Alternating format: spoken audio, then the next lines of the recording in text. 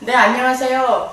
시사인 국제문제 편집위원 김연미입니다. 저번 시간에 이어서 두 번째 시간인데요. 오늘도 다양한 국제뉴스 쉽고 빠르게 그리고 좀 더 분석 있게 디테일하게 이런 여러 가지 꿈을 가지고 지금 이 방송을 시작합니다. 오늘은 저 혼자 하는 게 아니라 게스트를 모셨는데요. 이 한국의 지안통신이라는 통신사에 특파원으로 있다가 터키의 상황이 안 좋아서 회사가 문을 닫아서 할 수 없이 이제 한국에서 좀 미아가 된 그런 터키 기자입니다. 그래서 터키 상황을 좀 더 생생하게 여러분한테 들려주기 위해서 현지 기자가 생생한 터키 뉴스를 전해드릴 수 있도록 하겠습니다. 네, 안녕하세요. 오늘 나와주셔서 감사하고요. 네, 감사합니다. 터키가 제가 처음 갔을 땐 유럽인 줄 알았거든요. 모든 게 막 이스탄불도 너무 아름다웠고 또 유럽인 관광객들도 너무 많았고 그래서 저는 유럽 같이 생각을 했는데 최근에 제가 터키를 가면 중동 아랍 국가에 온 듯한 그런 느낌을 되게 많이 받거든요. 그래서 이게 시리아하고 국경을 마주하고 있기 때문에 어떤 IS의 영향을 좀 받은 건지 아니면 지금 에르도안 현 대통령의 정책이 좀 변화가 있는 건지 그거에 대해서 좀 설명을 해주실래요? 이제 그 터키 문제 유럽이랑 너무 비슷하게 보이는 이유는 터키 공화국이 출범을 했을 때 너무나 강력한 세속주의 정책들과 함께 출범을 했거든요. 그래서 좀 약간 공무원이라는 그 직책은 자기네 종류의 티를 내면 안 된다는 이렇게 너무 강력한 선입견이 있었어요. 그래서 여자 공무원이라면 무조건 히잡을 안 써야 된다. 아, 그러니까 이슬람 국가는 맞는데 히잡 쓰는 거는 이슬람 국가는 아니죠. 법적으로는 국교가 없어요. 근데 국민이 무슬림이에요.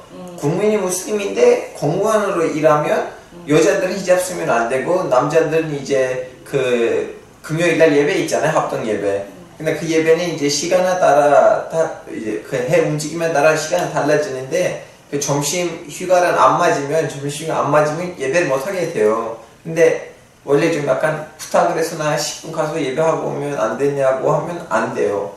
딱 1시면 일을 해야 돼. 그래서 이러한 종교하고 그 공무원 생활에 부딪히는 모습도 있었기 때문에 이제 종교 생활을 조금 더 덜한 사람들은 공무원에서 아니면 터키에 이렇게 겉모습에서 더 많이 있었는데 이제 뭐가 달라지냐면 에르도안이 당선되면서 에르도안 현재 대통령 에르도안 현재 대통령이 총리로서 당선되고 나서 그 강력한 이 세속주의 정책들을 좀 완화시켰어요. 사실 이거는 나쁜 거 아니고 고마운 거예요. 사람이 자기네 종교 때문에 억압을 받으면 좋진 않아요. 예를 들면 부인이 히잡 쓴다고 해서 터키 군대에서 장교들이 이렇게 제외당했거든요. 그리고 해고당하는 사람들도 있었고 이런 문제들이 에르도안 시절에는 없어지다 보니까 이제 히잡을 쓰는 여자들 혹은 니캅을 쓰는 여자들 너무너무 다수이긴 하지만 이제 너무나 편하게 마음 편하게 터키의 이렇게 앞에 모습에서 더 많이 눈에 보이게 되는 분이지 여기에다가 IS의 영향을 있다고 하면 너무나 큰 가원이라고 생각해요. 터키가 최근에 이제 시위도 많아졌고 그러니까 반정부 시위가 좀 많아졌었는데 예전에 그 터키에서 시위를 할 때 15살 먹은 그 소년이 최루탄에 사망을 한 사건이 있었어요. 그래서 이제 전 국민이 분노를 했었는데 그때 상황 좀 설명을 해주세요. 이제 그거는 2013년 탁심 게지 광장 이렇게 사태였는데요. 그때는 그 사태의 그 시위의 첫 출범은 뭐냐면 그 탁심 게지 광장 그 공원을 에르도안이 그 이스탄불 시청을 통해서 거기를 철거하고 거기 있는 모든 나무들 철거하고 여기에다가 숙박시설을 만든다고 했는데 물론 숙박시설뿐 아니고 밑에 1층에는 이제 그 쇼핑센터 같은 것도 있을 거라는 발표도 있었어요. 근데 이제 터키에 있는 환경 애호주의자들이 그러니까 이스탄불에서 이렇게 나무가 있는 것이 얼마 안 남았는데 여기까지는 나무들을 절거하면 우리는 어떻게 살아? 우리한테 생수가 필요한데 이거 하면 안 되겠다 해서 거기서 시위를 벌였어요. 근데 처음에는 그냥 환경주의자들의 시위였는데 근데 거기에서 정부 그리고 이스탄불 시청이 처음에는 너무나 그 소통 없이 니네들 뭔데 여기 와서 이런 거 해? 뭐 그런 식으로 하다 보니까 오히려 딴 세력들의 지지를 받게 됐어요. 그 시위가. 그러다 보니까 너무나 짧은 시간 안에는 그 환경주의 시위가 갑자기 반정부 시위로 변신했고 수많은 세력, 사회주의자들, 공산주의자들, 이제 성소수자들, 그리고 민족주의자들, 강력한 민족주의자들, 그리고 세속주의자들 다들 거기서 모이게 됐어요. 모이고 에르도안 정부를 비판하기가 시작했어요. 니네들 왜 이렇게 니네들을 투표하지 않는, 니네들 지지하지 않는 국민을 무시하느냐. 니네들 50%다고 당선됐는데 니네들 지지하지 않는 사람들 나머지 50%인데. 아, 그러니까 이분이 당선될 때 50%였나요? 그때는 50%였어요. 처음에는 50% 아니었는데 그 당시에는 50%였는데 문제는 터키에서 나머지 50%는 동일된 상황 아니고 분파된 상황이에요. 이제 극단 사회주의자들, 민족주의자들, 세속주의자들 그러다 보니까 이렇게 정권 교체를 못하고 있죠. 근데 이제 그 시위가 일어날 때 에르도안이 본 거 뭐냐면 오히려 자기네 지지층이 더 많이 강화됐어요. 에르도안에 대한 더 많이 신뢰를 갖게 돼요. 아, 에르도안이 없으면 이 사람들 우리를 뭐라고 해야 되니까 없애버릴 거다. 역효과가 좀 그렇죠. 역효과가 생겼는데 거기서 뿌린 꼼수가 뭐냐면 그럼 이 사람들이 와서 이렇게 평화롭게 시위하면 안 되니까 이 사람을 자극시켜야 돼. 그래서 아침 일찍 갑자기 그 텐트들에다가 물대포가 쏟아졌거든요. 아, 터키도 물대포 쏴요? 예. 시위할 때? 예전에는 이런 웃긴 얘기도 있었어요. 혹시 집에서 왜냐면 물이 자꾸 끊기거든요. 집에 있는 수도꼭지 물이. 그래서 뭐 샤워하려고 하면 시위 현장에 가라는 말이 있었어요. 시청이 물을 몰아주는 거예요? 네.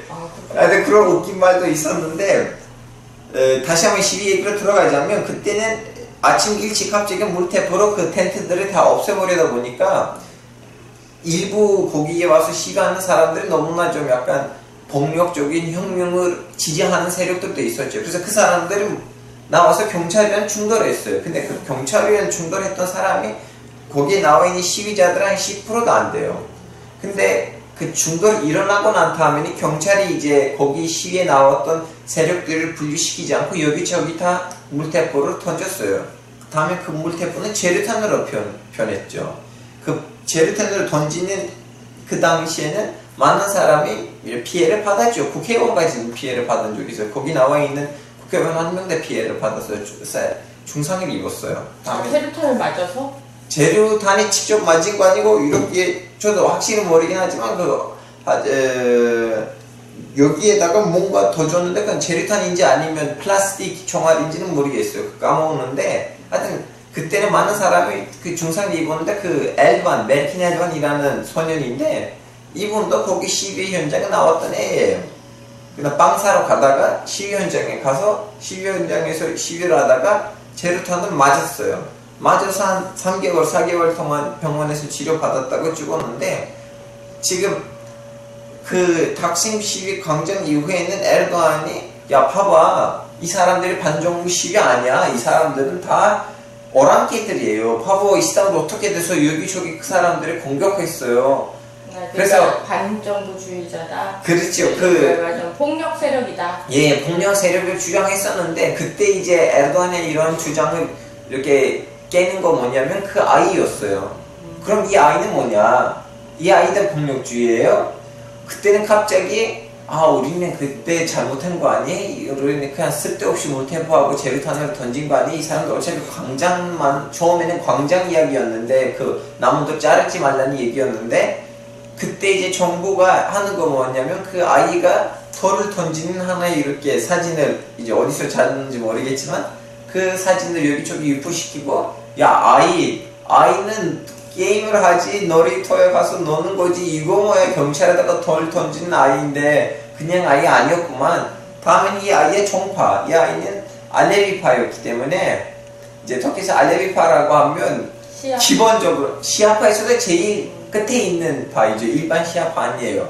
왜냐면 시아파들도 인정 안 해요. 아니 알레비파를. 근데 15살짜리가 무슨 정치를 알고 뭐 종파를 알아서 그런 근데 이거는 문제는 지금 있어서 한국에서 그런 말을 하실 수가 있는데 터키는 최근 4년 동안에는 너무나 이렇게 그 사회가 분리됐어요. 분단됐어요. 이제 다들 자기네 동네에서만 살아요. 그렇다 나머지 하더라도 동네에다 15살짜리 아이가 시위에 나왔던 거는 뭐 혹시 돌을 던졌다 하더라도 어떤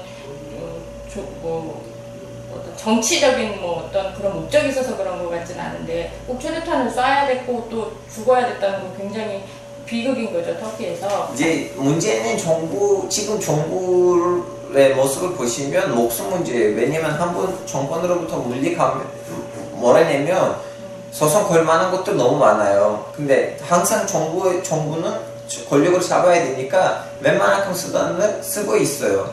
그때는 그 메르킨 앨범의 그런 사진들, 이렇게 돌 던질 때 사진들이 유포되는 것도 그 중에 하나였어요.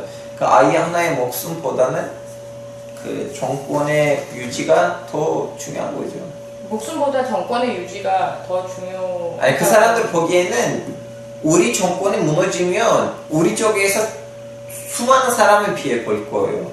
어쨌든 뭐 15세 소년이면 한창 학교 다니고 엄마 아빠 신고를 좀 하고 그럴 나이인데 우리로 치면 중2병의 나이인데 그런 아이가 사망을 했거든요. 그래서 터키 국민들은 이 아이가 사망한 거에 대해서 어떻게 생각을 하나요?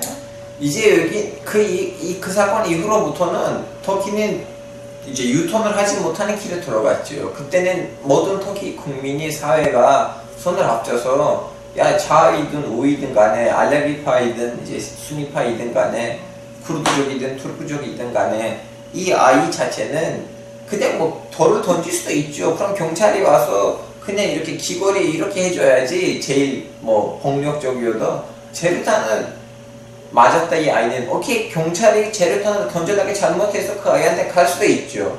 그럼 정부는 나와서 사과를 해야 돼요. 근데 문제는 뭐냐면 그때 에르도안 정부에 있는 일부 장관들이 그 아이의 가족을 찾아서 사과를 했는데 에르도안이 사과를 했어요? 근데 너무 하급 관련들이 가서 사과를 했는데 다음에 무슨 일이 일어났냐면 에르도안이 자기네 지지자들을 집회해서 그 여자의 이름, 그 아이의 이름을 말하고 그 아이의 엄마를 이름을 말하고 거기 있는 지지자들이 요요 했어요. 그 엄마의 아이가 얼마 전에 죽었는데 왜 그 엄마를 집회해서 비난을 하느냐? 그러면 그 관리자가 가서 사과하는 거 이미 있겠어요? 그러니까 아이가 죽은 것도 억울한데 유가족이 이제 비난을 받은 거네요. 어떻게 보면 지금 현재 벌어지고 있는 우리나라 상황하고 좀 아니 아직 비슷하지 않는 건 뭐냐면 다음에는 극단 알레비파들은 그 보복으로 가서 우리 검사 하나를 죽였어요. 그 터키 이스탄불 대법원에 들어가서 검사 하나를 납치하고 그 기억이 나요. 예. 정전되던 날. 예. 갑자기 이스탄불에 막 정전이 돼가지고 이제 아빠한테 그 아이 아빠한테 연락해서 아버님 걱정하지 마세요. 당신의 아이의 우리는 뭐지 복수를 하고 있는데 아빠는 큰 소리로 제발 그러지 마세요. 나는 뭐라고 해야 되나 아이는 내 아이예요. 제발 그러지 마세요. 니네들이 이러면 내가 니네들이 역사하지 않겠어요. 거기 있는 검사에 무슨 잘못이 있어요. 라고 했는데도 그 죽은 소녀의 아빠가 그렇게 말하는데도 너무나 간절히 그리고 법원까지도 찾아가서 말리려고 했는데도 그 두 명 또 다른 소년이 한 19세 아마 많을 것 같은데 20대 그 검사를 죽이고 다음에는 그 두 명 검사도 경찰한테 하나는 살아태고 하나는 아마 체포됐어요. 다시 봐야 돼요. 어쨌든 그 15세 소년이 시위 도중에 이렇게 사망했다는 것은 터키의 민주주의가 시험대에 올랐던 사건 중에 하나라고 생각을 하는데 뭐 하급 관료가 사과를 했지만 역시나 에르도안 대통령의 사과는 받지 못하고 아니 사과를 안 해도 됐는데 그 집회에서 그 유가족 엄마를 욕한 것이 이제 문제가 됐던 거죠. 그러니까 우리 상황하고 좀 비슷한데 지금 백남기 농민의 그 물대포로 사망하신 그 백남기 농민의 이야기하고 진짜 비슷한 것 같아요. 그래서 우리가 이제 터키 상황을 알고 싶은 것 중에 하나가 이게 전 세계의 그 어떤 독재 정권이란 그런 흐름이 약간씩 비슷하거든요. 그래서 우리가 좀 그 얘기를 듣고 싶었고요. 얼마 전에 터키에서 쿠데타가 일어났었잖아요. 아타투르크 공항도 테러가 벌어졌고 또 쿠데타가 또 바로 일어났었어요. 그래서 그 쿠데타가 일어난 뒤에 어떤 사건이 벌어졌었어요? 지금까지? 이제 터키에서 쿠데타 일어나고 바로 다음날 2만 명 사람이 체포됐고 2만 명이요? 2만 명을 합한 8만 명 사람이 해고당했어요. 바로 다음날. 바로 다음날? 예. 그 명단은 언제 작성하고? 이미 작성된 거죠. 아, 그렇습니다. 그냥 때를 기다리고 있는가 봐요. 그래서 지금 뭐 근데 그 숫자는 지금 올라갔죠. 아, 지금 해고당한 사람이 10만 명 넘었고요. 네. 그 체포된 사람이 3만 명 넘었어요. 그러다 보니까 이제 감옥에 자리가 없잖아요. 마틴 루터 킹이 이제 여러분 항의합시다. 우리를 다 넣을 만한 감옥이 없을 거다 언젠가를 했는데 에르도안이 똑똑한 건 뭐냐면 그럼 감옥에 있는 사람들 석방하면 되겠죠. 그래서 수많은 성범죄자, 살인자가 성범죄자를 풀어줬어요? 아니 거의 2만 명 사람 가까이 이제 그 감옥에 있는 사람들 다 풀어주고 그 대신 쿠데타 세력이라고 혐의로 그러면 체포됐던 사람들 감옥에 들어갔어요. 원래 감옥에 있던 범죄자를 풀어주고 정치 사범만 지금 다시 집어넣는 네. 거예요? 네. 그게 가능하게 된 게 지금 터키 비상사태라는 거 네. 때문인데요. 터키 비상사태가 계엄령과 거의 비슷한가 봐요. 네, 계엄령은 지금 거의 국회에 힘이 없어요. 그냥 국회? 내각이 알아서 법안을 만들고 그러니까 에르도안 대통령 그 집무실에서 다 법 만들어지고 뭐 이게 요새 집무실인지 모르겠지만 터키에 있는 그 비상사태는 이거예요. 국회는 법안을 못 만들어요. 국회 기능을 마비시킨 거죠. 거의 마비네. 거의 90% 정도 마비되고 내각이 알아서 법안을 만들고 알아서 통과시키고 돼요. 이거는 터키에 있는 비상사태 원래 법적으로도 이렇게 돼 있어요. 근데 문제는 이 정도 지금 연장됐거든요. 3개월이었는데 또 연장됐어요. 그래서 왠지 내년 1월 달까지. 예. 그러면 지금 현재 그 정치 사범이라고 분류돼 갖고 지금 뭐 한 10만 명 체포된 분들은 그 안에서 뭐 10만 명이 해고당하고 3만 명 이상이 체포됐어요. 그럼 그 3만 명 그분들이 인권 상황이나 이런 거는 어때요? 이제 기사들 보면 고문당한 사람들이 있죠. 그리고 여성들 중에서도 예를 들면 우리 회사에서 일했던 여자 기자가 한 명이 자기 그 가족이랑 면담을 했을 때 아니면 그 변호사가 얘기했을 때 지금 기억하지 못하는데 왜냐면 수많은 고문 기사들이 있다 보니까 그 아이템들이 서로 헷갈리게 돼요. 그럼 현재 지금 터키 언론에 그런 고문을 당한다는 사실이 정확하게 보도는 되고 있어요? 너무나 진보계 언론에만 나와요. 그리고 외국 언론에만 나와요. 그러면 아니, 일반 진보계 언론도 못 나와요. 예를 들면 진보적인 언론인데 그것도 못 내요. 왜냐면 에르도안이 처음에는 우리 언론사만 없애버리겠다고 그 직접 말을 안 했는데 그냥 그런 티를 냈어요. 그래서 사람들이 그냥 걔네들 언론사만 없어질 거다라고 생각을 했었는데 에르도안이 얼마 전에 진보계 언론사들 없애버리기 시작했어요. 그래서 뭐 몇 개 방송국, 수많은 신문사, 인터넷 페이지, 인터넷 뉴스 포털까지 차단되고 그러다 보니까 지금 진보계 언론사들도 무서워하고 있어요. 우리도 언젠가 없어질 거다. 사실 며칠 전에 구글 드라이브하고 쓰려고 하니까 안 되는 거예요. 구글 드라이브는 그냥 기본적인 거고 뭐 유튜브, 페이스북 이것도 가끔씩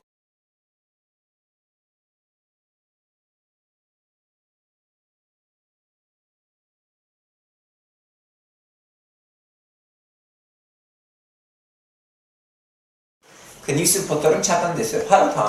그럼 국민들이 소식을 어디서 들어요? 국민은 지금 소식을 들만한 에르도안을 매일매일 너무나 문학적으로 선전하고 이렇게 칭찬해주는 언론사들 있죠.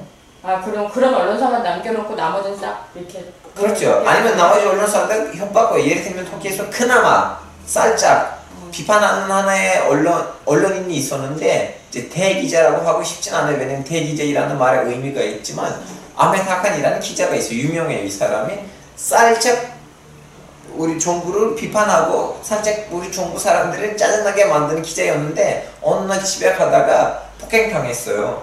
누가 와서 때렸어요. 정신 차려로는 어떻게 우리 지도자를 비판할 수 있는가? 그 사건 이후로부터는 그분도 너무나 평화스럽게 터키는 얼마나 행복한지 갑자기 갑자기 한 바뀌었어요? 2주일 가는 좀 약간 갑자기 바뀌면 티나요.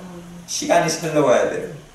네, 그래서 터키 내 언론의 자유가 굉장히 많이 위축됐다고 생각하는데 그게 진짜 불과 몇 년이 안 된 것 같아요. 그렇지 일단은 이 정도 이렇게 부패된 거는 1년 전인데 1년 전까지도 일부 방송국들에서 사립 방송국들에서 에르도안에 대한 좀 비판적인 말들이 나오기도 했었거든요. 근데 지금은 거의 1%에 가까울 1% 정도 밤에 있는 토론 때만 이렇게 일반 국민이 시청할 수 있는 시간은 아니고 예를 들면 12시에 나오는 100번 토론 때 조금 한 명이 조금만 비판을 할 수 있어요. 왜냐면 다들 두려워하고 있어요.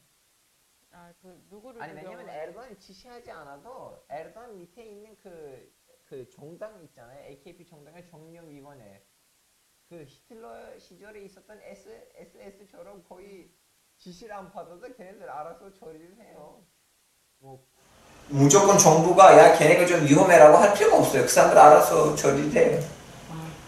그러면 터키의 민주주의가 굉장히 많이 후퇴한 상황인데 일단 알파고 씨는 본인의 조국이잖아요. 네. 조국이 그렇게 민주주의가 후퇴하고 있는 모습을 보니까 어떻게 생각해요? 이제 마음 아픈 부분들이 있어요. 왜냐면 민주주의에 있어서 터키의 역사는 이렇게 괜찮은 역사예요. 왜냐면 예를 들면 여자가 정치에 참여할 수 있는 그 잠정권 스위스 다음에 터키를 했거든요. 그래서 영국, 미국보다 터키는 훨씬 먼저 여성한테 정치에 참여 권리를 줬었거든요. 그래서 터키의 민주주의 수치는 예전에 보면 비교적으로 나은 편이었는데 그리고 터키에서 쿠데타들도 몇 개 일어났어요. 근데 모든 군인들이 국민에 있었던 민주주의 의식 그리고 관료들에 있었던 민주주의 의식을 어느 정도 두려워해서 2년, 1년, 많아봤자 3년 정권을 유지하고 다음에는 이양을 했죠. 근데 이번에 무슨 일이 있느냐면 비교하자면 독일이 제국이었다가 1차 대전으로 공화국으로 변했잖아요. 근데 1차 대전에서 전쟁을 패배하고 외국 침략을 당했던 그 독일 시민의 그 감정이 너무나 상처받고 너무나 자존심 상한 시민이었어요. 그때는 히틀러가 그 감정을 이용하고 정권을 잡듯이 독일도 마찬가지요. 오스만 제국이었다가 1차 대전 때 패배하고 외부의 침략을 당했는데 다음에 공화국에 변했어요. 그 사이에 자존심 너무 많이 상했어요. 원래 우리는 유럽을 우리가 다스리고 있는데 무슨 유럽 사람들한테 우리는 지시를 받는 이렇게 그 자존심이 상하다 보니까 에르도안이 어떻게 보면 그 사람들한테 구세자예요. 그래서 구세자를 그대로 따라야지 우리를 구세할 수가 있다. 그런 심리가 된 거예요. 나머지 분들도 이해관계가 있어요. 예를 들면 돈 벌어야 됐는데 에르도안이 그 사람들이 아무리 정치적으로 자기 이데올로기가 안 맞아도 그 사람들한테 일을 해주게끔 그 틀을 줘요. 그래서 그 사람들 계속 일을 하기 위해서 예를 들면 건설회사이든가 아니면 레스토랑이든가 등등등 그러니까 사업을 유지하기 위해서 사업을 좀 더 특혜를 받을 수 있다는 그렇죠. 거죠. 지금 현재 그 알파고 씨는 이렇게 정부 비판을 하게 되면 문제가 되지 않을까요? 그런 주제들 얘기하고 싶지는 않은데 이미 저는 몇 개 문제를 당했어요. 그래서 지금 터키도 못 가는 거고. 이제 터키를 못 가는 상황이죠. 난 좀 순위 얘기를 할 필요가 없고 좀 문제들 많아요. 예를 들면 뭐 일부 사람들이 저한테 뭐 한국에서 방송국을 보고 한국에 와 있는 일부 터키 사람들이 제가 방송에서 했던 말을 듣고 정신 차리라고 전해줘. 뭐야? 이렇게 이교도들한테 우리 정부를 비판하는 거 뭐냐? 저도 그럼 이태원 안 가야지. 아니 그래서 저는 사실은 알파고 씨한테 그 마스크나 뭐 이렇게 쓰고 나와서 그 얘기를 정도는 아니에요. 하라고 했었거든요. 신변의 안전 때문에. 근데 오늘 이렇게 용기 있게 얘기해 주시고 그래서 너무 감사하게 생각하고 다음번에도 터키에 어떤 일이 있을 때 나와서 좀 선배님 저는 마지막으로 결론 하나 붙이자면 저는 우리 국민의 민주주의 의식 지금 어느 정도 저는 신뢰가 있어요. 그리고 이러한 그 문제가 이런 기간이 언젠가 끝날 거라고 보고 있어요. 저는 뭐라고 해야 되나? 하나의 경제 위기이거나 아니면 하나의 무슨 사태가 일어나면 이 문제가 다시 꺾을 거예요. 우리는 쿠데타 3개 이겨낸 국민인데 이 정도 문제도 이길 거라는 저는 낙관적인 생각이 있어요. 그래서 너무나 저의 터키에 있는 미래에 대해서 큰 걱정이 없어요. 저도 이제 터키 취재 다니면서 이제 알파고시가 하는 말씀 같은 걸 굉장히 많이 듣거든요. 근데 상황은 점점 악화가 되는 거예요. 그래서 이제는 더 이상 그 말에 대해서 큰 희망을 갖진 않지만 터키 국민들이 민주주의를 사랑한다는 거, 그거는 저도 알고 있거든요. 그래서 앞으로 알파고시가 다시 터키로 돌아가서 언론인 되는 그날이 선배님, 저도 지금 한국에서 자기 언론을 잘했어요. 하베르코레이라고. 그래서 시청자분들 중에서 저를 지지하고 싶은 분들이 있으면 하베르코레 오시고 제가 만드는 한국어로 된 영상들 보시면 감사하겠습니다. 그거 제가 말하려고 그랬는데. 죄송합니다. 예, 오늘 어쨌든 이렇게 나와주셔서 네. 감사합니다. 다음에 또 오시겠습니다. 네, 감사합니다. 네. 근데 이 중점 뉴스의 오늘 터키 상황에 대해서 조금 터키 기자의 입을 통해서 좀 생생한 터키 사람들의 생각을 좀 듣고 싶었고요. 다음 코너는 일주일 동안 이제 대륙별 벌어졌던 가장 큰 뉴스를 좀 소개를 해드리려고 하는데요. 저번 주에 이제 소개드렸던 그 콜롬비아 내전이 종식될 수 있다라는 어제 희망적인 그런 말씀을 드렸잖아요. 그때 이제 콜롬비아 대통령께서 굉장히 많은 노력을 하셨는데 이번에 노벨 평화상을 타셨습니다. 그래서 후안 산토스 대통령께서 콜롬비아의 내전을 종식시키는 그런 데 큰 영향을 미쳤고 또 평화협정이라는 것까지 왔다는 게 굉장한 의의를 붙였기 때문에 노벨 평화상을 타는 그런 쾌거가 있었습니다. 그래서 남미에서는 후안 산토스 대통령의 노벨 평화상 뉴스가 굉장히 크게 나왔었고요. 그 다음에 미국은 동남부 지역에 허리케인 매슈가 와서 굉장히 피해가 컸어요. 그래서 사망자가 30명 가까이 나왔고 또 미국에서도 이런 자연재해 때문에 이제 난민이 막 나오기 시작했는데요. 어쨌든 그 허리케인의 피해를 잘 극복해서 많은 사람들이 가족들과 덜 힘들었으면 하는 마음입니다. 그 다음에 아소산이 지난주에 드디어 폭발을 했습니다. 그래서 우리도 이제 경주에 지진이 계속 있었잖아요. 그래서 아소산하고 경주하고 이렇게 많이 멀지가 않기 때문에 아소산 폭발 뉴스가 굉장히 일본에서 지금 가장 큰 뉴스인데요. 이게 제가 굉장히 놀란 건 뭐냐면 폭발한 시점이 새벽 1시 46분이었는데 NHK 속보가 바로 나오더라고요. 그리고 나서 4시에 기자회견을 한다고 일본 기상청이 발표를 한 거예요.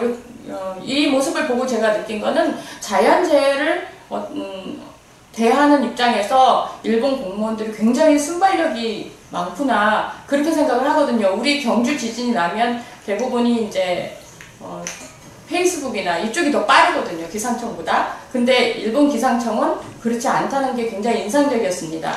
그리고 중동 쪽의 뉴스 중에 가장 컸던 뉴스는 사우디가 예멘에 폭격을 했는데요. 하필이면 장례식장이었어요. 그래서 장례식장에 한 명의 장례식장을 이제 3번이나 폭격을 하는 바람에 굉장히 많은 사람이 다쳤어요. 그래서 최소 155명이 죽고 그 다음에 이제 거의 한 300명 가까이 혹은 이제 어떤 기사는 500명이라고 나오는데 이게 숫자가 좀 불분명한 게 뭐냐면 폭격에 의해서 사망을 하면 그 사람의 몸이 사지가 이렇게 찢어지다 보니까 이 숫자를 세기가 굉장히 힘든 거예요. 그래서 이게 집계하기가 굉장히 힘들고 어떤 시신은 거의 홍채를 알아볼 수가 없기 때문에 이게 몇 명인지를 측정을 할 수가 없답니다. 그래서 대충 이렇게 데이터가 나오는데요. 어쨌든 한 명의 그 장례식이 155명의 장례식이 되는 그런 불행한 사태가 난 거죠. 근데 이 사건의 배후에는 그러니까 후티 반군이라는 세력들이 있어요. 그게 뭐냐면 예멘 안에도 시아파, 순니파 이렇게 파가 이렇게 나눠져 있는데 굉장히 이제 시아파 순니파가 서로 막 싸우잖아요. 근데 후치 반군은 시아파예요. 그리고 공격을 한 사우디아라비아는 순니파거든요. 그래서 후치 반군을 예멘 땅에서 좀 몰아내야 된다라는 생각을 하기 때문에 지금 계속 사우디아라비아가 예멘에 폭격을 하고 있습니다. 그래서 예멘 난민들도 굉장히 많이 나오고 있어요. 우리가 시리아 난민만 우리가 이제 뉴스에서 많이 듣지만 사실은 예멘 난민도 지금 대책이 안 서는 상황이거든요. 그래서 이번에 장례식장이 그 후치 반군에 있는 장관의 아버지 그 장례식이었대요. 그래서 제가 이 사건 나고 나서 바로 전화를 해서 이렇게 알아봤더니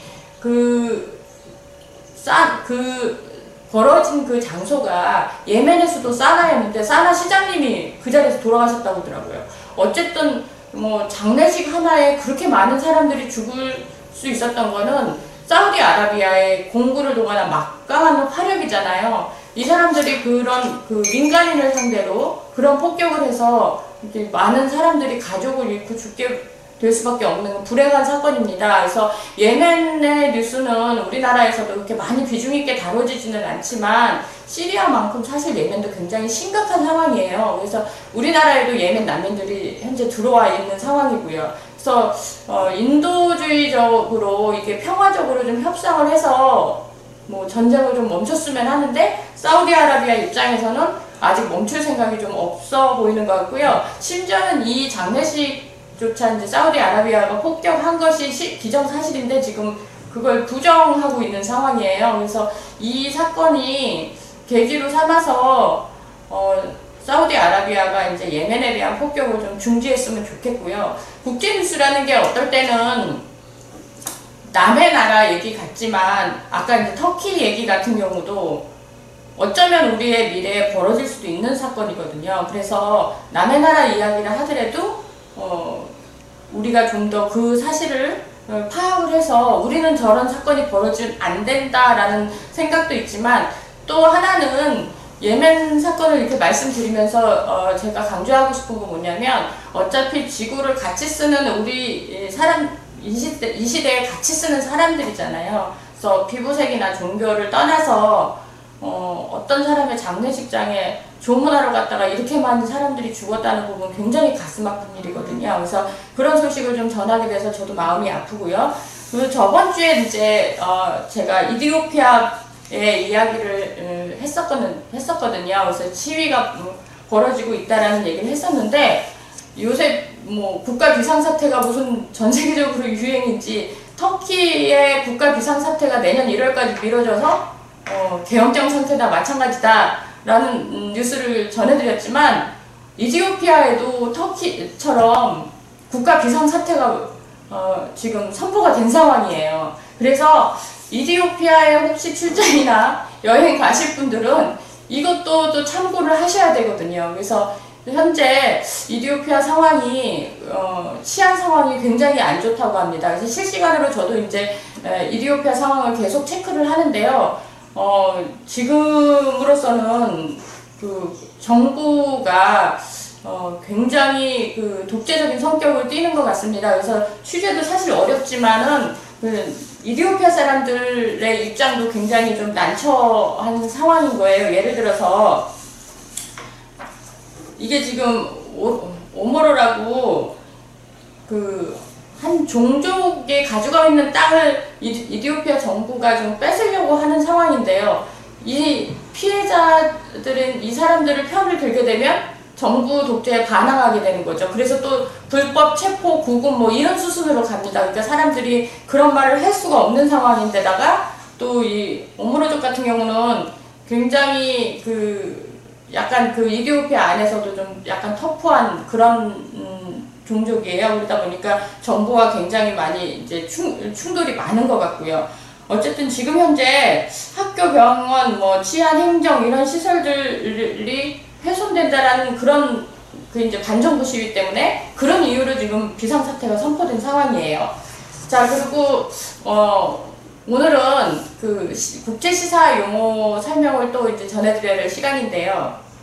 정보군과 반군이라는 얘기를 좀 더 하고 싶어요. 그래서 우리가 기사를 보다 보면 정보군, 반군 이렇게 나오는데 그 정보군이 말고 이제 반군 같은 경우는 약간 좀 부정적인 이미지로 많이 사용이 돼요. 그래서 시리아 정보군과 시리아 반군 이렇게 하면 왠지 시리아 반군도 나쁜 사람들 같은 느낌이 들잖아요. 근데 사실상 시리아 정부군은 독재 정권의 정부거든요. 그 다음에 이 독재 정부의 항거에서 일어난 군인들이 바로 반군입니다. 그래서 반군이라서 다 나쁘고 뭐 이렇게 안 좋은 게 아니라 그 정부군의 성격에 따라서 반군이 어떤 식으로 행동하느냐 그런 식으로 이제 잘 봐야 돼요. 그래서 예를 들어서 리비아 반군 그러면 카다피에 대항하는 카다피 독재에 대항하는 반대하는 군인들 그래서 반군이거든요. 근데 우리가 국제뉴스에서 반군은 굉장히 부정적인 그런 의미로 들리는 거죠. 그게 어떤 프레임의 문제이기 때문에 그런 대부분 이제 외신들을 약간 번역해서 나오는 과정에서 벌어진 일이고요. 어떻게 보면 그게 이제 특정 시각을 우리가 강요당할 수도 있거든요. 그래서 과연 이 정부군이 어떤 정부의 성격인가를 봐야 반군이 좋은 사람인지 나쁜지를 알 수 있는 거거든요. 지금 콜롬비아 내전에서 활동하고 있던 반군들은 정부군과 반군 거기도 있죠. 52년 동안 싸웠으니 정말 열심히 싸운 거죠. 그래서 일단 지금 현재 콜롬비아 같은 경우는 반군이 굉장히 좀 나쁜 짓을 좀 많이 했어요. 그래서 물론 이제 콜롬비아 정부가 다 잘했다는 건 아니지만 그래도 그 반군이 했던 그 나쁜 짓 때문에 과거에 희생당했던 사람들이 그걸 잊지 못해서 지금 평화협정이 부결되는 사태까지 왔는데요.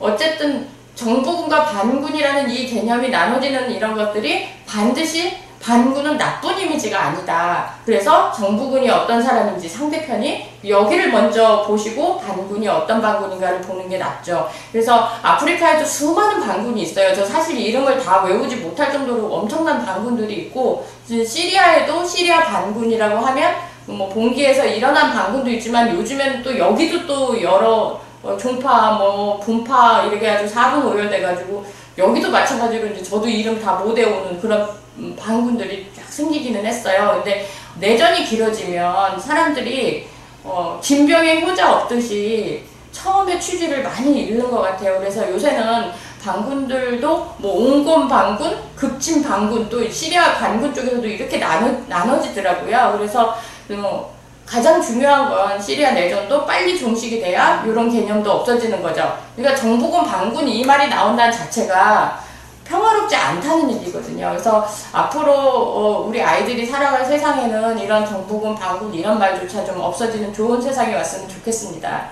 그래서 오늘은 터키 기자의 생생한 이야기 또 들었고 또 이제 저번 주에 벌어졌던 그 뉴스들을 이제 약간 서머리로 들려드렸는데요. 다음 주에도 우리가 좀 더 생생하게 뉴스를 들을 수 있는 그런 분을 좀 게스트로 좀 모시려고 하고요. 제가 생각하는 국제뉴스는 가장 쉽고 접근이 편하고 그리고 또 우리랑 어떤 관련이 있는지 저는 그게 가장 중요하다고 생각하거든요. 그래서 그런 뉴스를 좀 더 뽑아서 여러분한테 전해드릴 거고요. 그리고 각 대륙마다 우리는 우리 뉴스가 가장 중요하지만 그들도 그들이 가장 중요하다고 생각하는 뉴스들이 있거든요. 그래서 그런 것들을 좀 더 좀 디테일하게 뽑아서 아주 간단하게 서머리식으로 좀 들려드릴 수 있는 그런 방송을 만들겠습니다. 그래서 오늘 이렇게 시청해주신 분 많은 시사인 독자분들 감사드리겠습니다. 다음 시간에 또 뵐게요. 매주 화요일 6시 반 퇴근길에 만나 뵙겠습니다. 감사합니다.